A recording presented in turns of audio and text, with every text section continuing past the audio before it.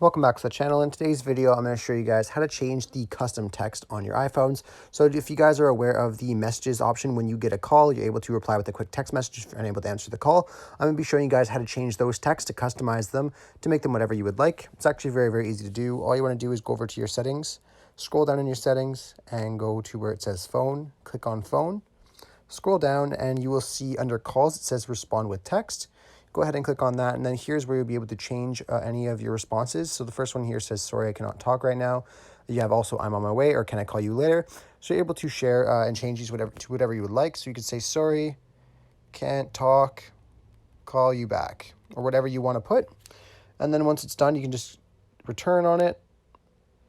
And then you can exit out of here, and that will be saved in your respond to text, and then you could go ahead and send that to your friends or whoever calls you. Very, very easy to set up. I really hope I was able to help you guys out with showing you guys how to change the respond to text setting in your phone. If this was helpful, be sure to leave a like on the video and subscribe for more. Thanks for watching.